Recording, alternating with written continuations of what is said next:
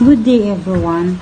As a future educators, it is important for us to advocate the use of 14 learning-centered psychological principles because they help create a learning environment that focus on the needs, strengths, and develop for every learners.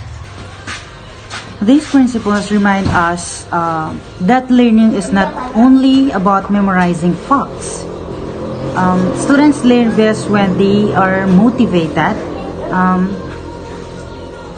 actively involved, and emotionally support.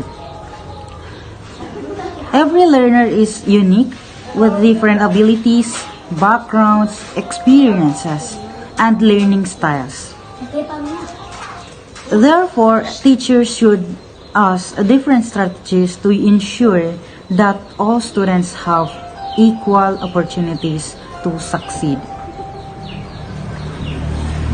To advocate these principles, I can promote student-centered learning in the classroom by encouraging participant, collaboration, critical thinking, and self-reflection.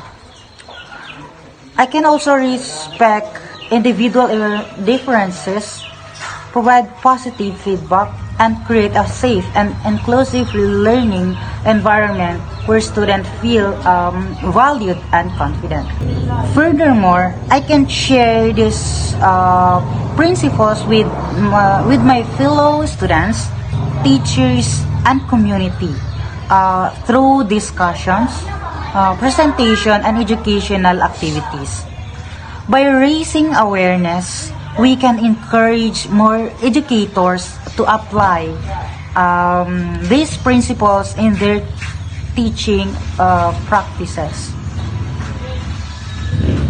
In conclusion, the 14 learning-centered psychological principles help learners because more motivated, responsible, and successful.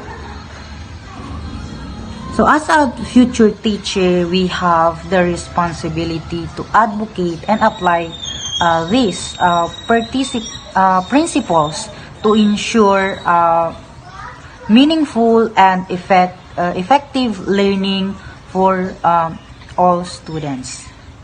Thank you and have a wonderful day.